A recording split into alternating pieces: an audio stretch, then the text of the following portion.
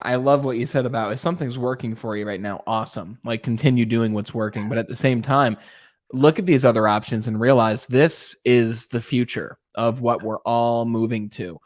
And LinkedIn is like a game. And it's important because sometimes I get too into the game of LinkedIn and it's fun. Like I have fun when I go on LinkedIn. I make a post, I get the dopamine hit of people engaging with it and commenting on it. And I'm like, oh my God, this is awesome.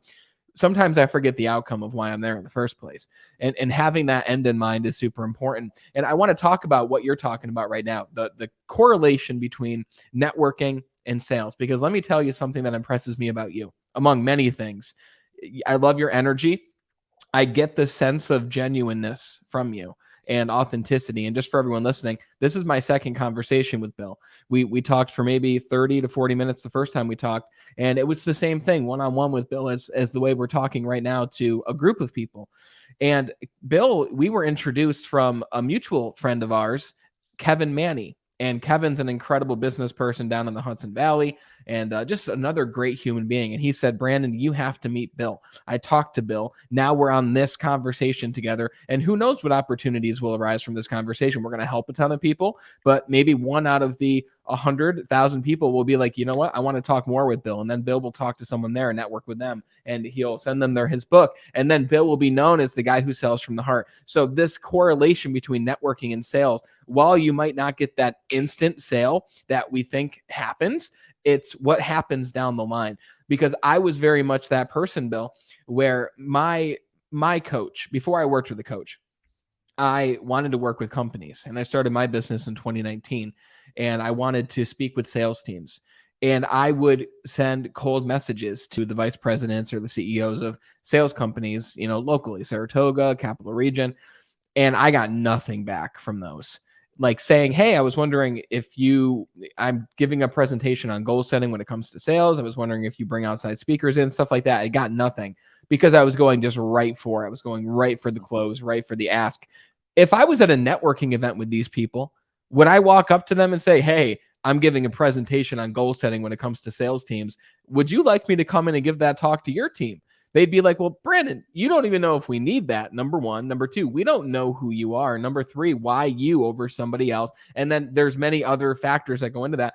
And my coach said, Brandon, would you go up to somebody at a cocktail event and do the same thing that you did as you did on LinkedIn?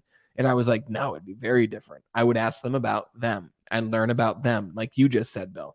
And he's like, then why aren't you doing that on social media?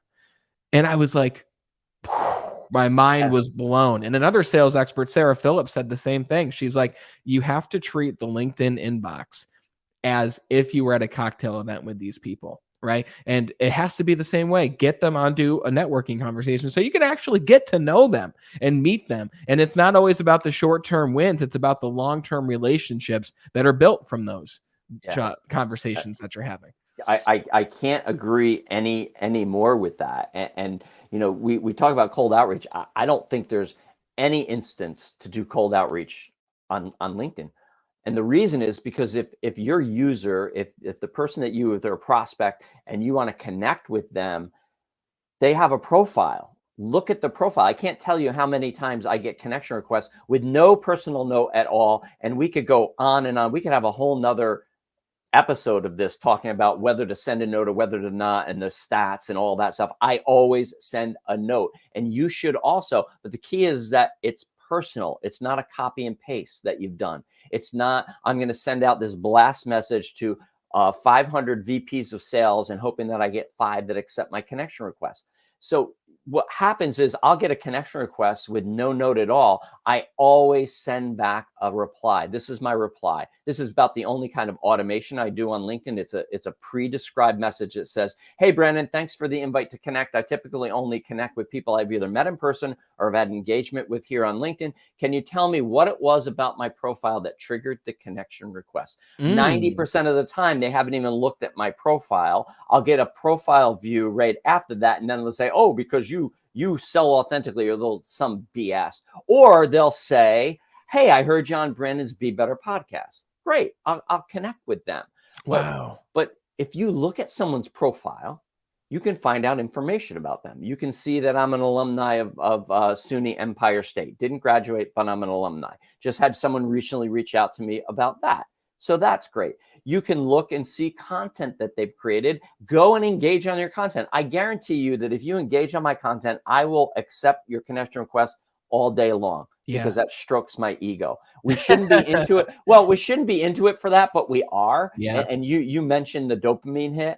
And as Mark Hunter, the sales hunter, says, you can't take likes and clicks to the bank, right? What you want to do is move it to a conversation. So think of that in mind. You're not trying to gather, or, it's not a game of gathering business cards.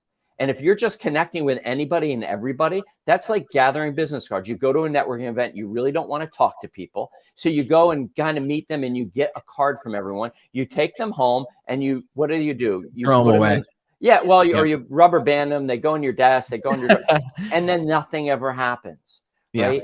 So the same thing happens with connection requests. Yeah. You connect with all these people, but there's no other. Are you sending a follow-up message? Are you sending a welcome message? Hey, Brandon, thanks so much for agreeing to connect with me. I'm so happy to have you as part of my network. Hey, just curious, would you be open to a 15-minute or 30-minute coffee call just so we can find out a little bit more about each other? If you're not, no worries.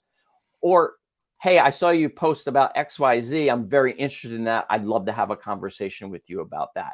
Being really, really curious. The more curious you are about the other person, the more they're going to want to talk to you.